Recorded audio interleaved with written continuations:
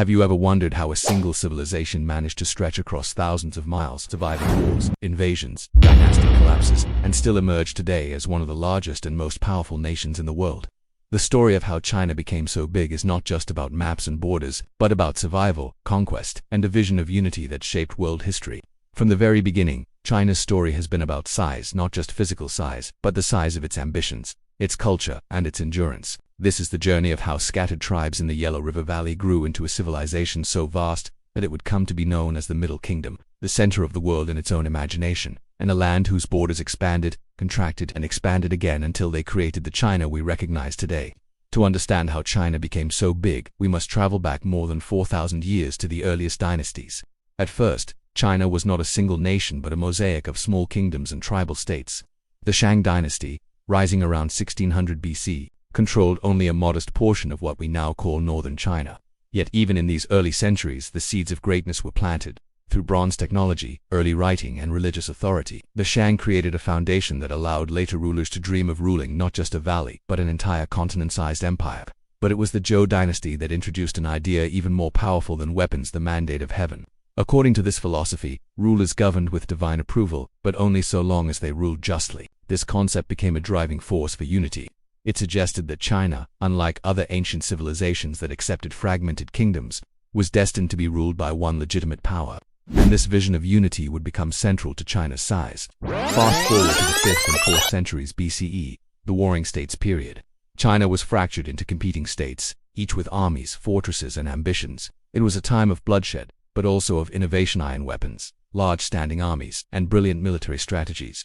Out of this chaos rose the state of Qin, led by a ruthless and visionary king, later known as Qin Shi Huang. The Qin dynasty would do what no state had done before: unify all of China under a single empire in 221 BCE. This moment was a turning point in history.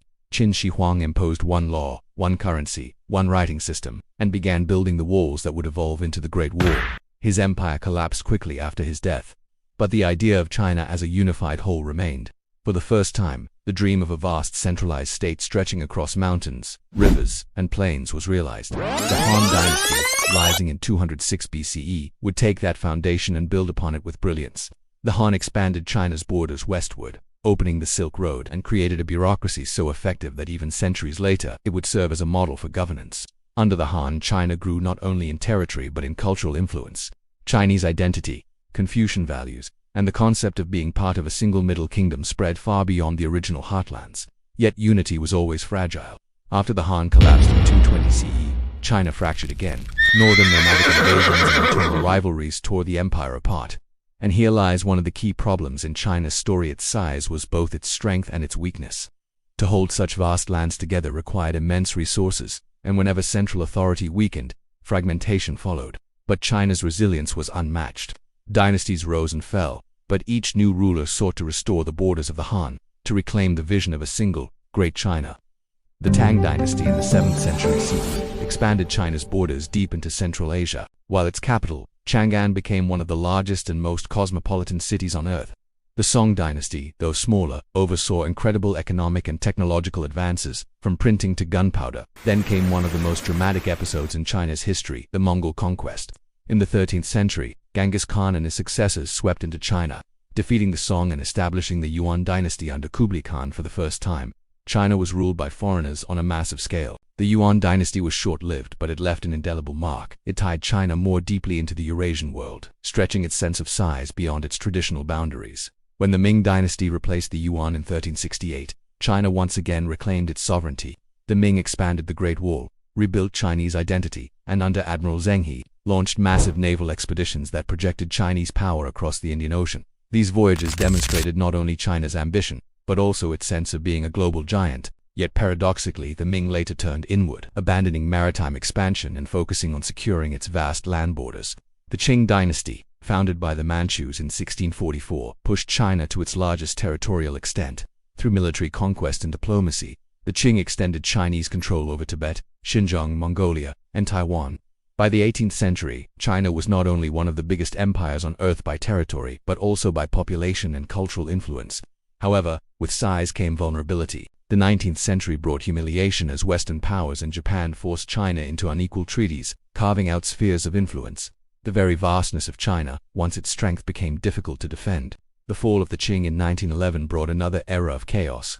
Warlords divided the land, foreign powers dominated its trade, and Japan invaded large portions of China.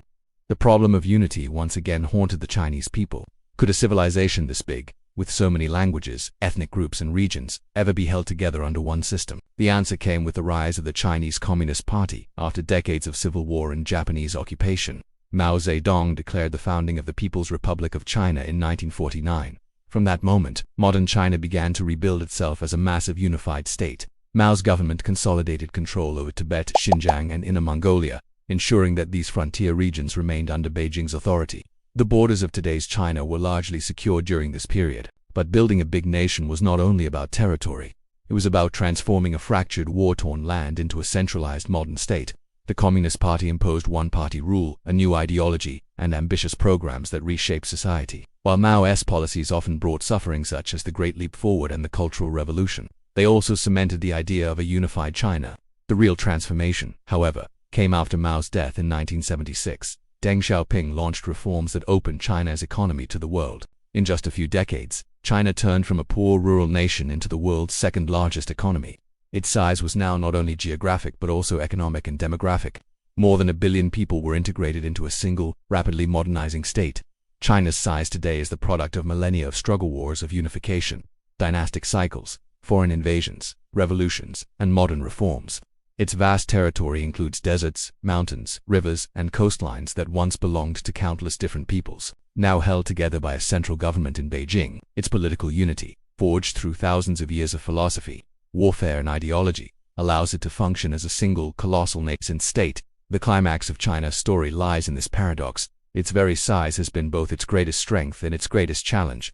To rule such an immense land, Chinese leaders across history had to constantly innovate, centralize, and legitimize their authority. And today, as China projects power on the global stage, the question is no longer how it became so big but how it will use that size in the future. In the end, China became so big not by chance but by design through centuries of vision, struggle, and determination to be more than just another kingdom on the map. It became an empire, then a nation, and now, once again, a global power. And as history shows, the story of China's size is far from over. Check out the next video on your screen right now.